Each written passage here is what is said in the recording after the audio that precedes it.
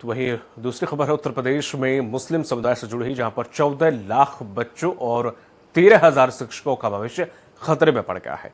इसके पीछे है हाई कोर्ट का एक फैसला। इलाहाबाद हाई कोर्ट की लखनऊ पीठ ने UP board of Madrasa education act 2004 को संवैधानिक करार दे दिया है और कहा है कि यह एक्ट धर्मनिरपेक्षता के सिद्धांत का उल्लंघन करने वाला यानी कि इसके खिलाफ है, जबकि धर्मनिरपेक्षता संविधान के मूल ढांचे का अंग है। कोर्ट ने राज्य सरकार से मदरसे में पढ़ने वाले विद्यार्थियों को बुनियादी शिक्षा व्यवस्था में तत्काल समायोजित करने का निर्देश दिया है। साथ ही सरकार को यह भी सुनिश्चित करने का आदेश दिया है कि 6 से 14 साल तक के बच्चे मान्यता प्राप्त संस्थानों में दाखिले से न छूटें। वहीं इस फैसले पर मदरसा बोर्ड के चेयरमैन डॉक्टर इफ्तिखार अहमद जावेद ने आश्चर्य जताया।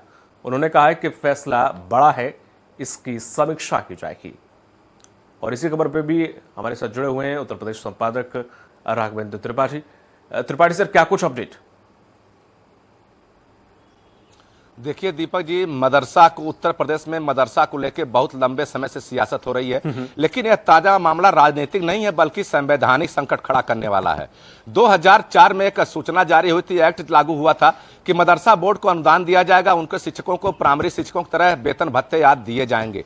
लेकिन जो एक्ट के तहत नियमावली बनाई गई थी उसमें धार्मिक शिक्षा का प्रावधान किया गया था और उसी को कोर्ट में चुनौती दी गई थी कि धर्म के आधार पर आप किसी स्कूल को अनुदान और मान्यता नहीं दे सकते हैं, जबकि मदरसा बोर्ड इसके लिए तमाम संघर्ष किया। कल पूरे दिन हाई कोर्ट में गहमा-गहमी, यहां तक कि शाम के वक्त प्रमुख सचिव अल्पसंख्यक कल्याण को बुलाया गया, वक्फ बोर्ड के लोगों को बुलाया गया, मदरसा बोर्ड के अधिकारियों को बुलाया गया, लेकिन मामला बनता नहीं दिखा। जो दलील दी गई थी उसमें कोर्ट ने साफ कहा कि किसी भी व्यक्ति को, किसी भी बच्चे को धार्मिक आधार पर आप 14 वर्ष तक केवल इस शिक्षा से वंचित नहीं रख सकते हैं और धर्म के आधार पर कोई भी सरकार किसी भी व्यक्ति को, किसी भी संस्थान को अनुदान भी नहीं दे सकती है।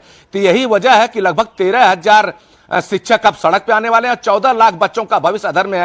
हालांकि कोर्ट ने साफ कहा कि जो बच्चे मदरसों में पढ़ रहे हैं उनको जो सरकारी स्कूल है उनमें समायोजित किया जाए, उनकी परीक्षाएं वहीं ली जाए, जबकि शुक्र है कि मदरसा बोर्ड की परीक्षाएं हो चुकी हैं, परिणाम आने बाकी हैं। लेकिन सबसे बड़ा सवाल यही है कि जिस तरह से एक्ट बनाया गया उसमें कहीं न कहीं खामी थी। तत्कालीन सरकार जो थी उस समय अपने वोट बैंक के लालच में नहीं देख पाई कि क्या वाकई में संविधान का मूल भावना का हनन हो रहा है या नहीं हो रहा है।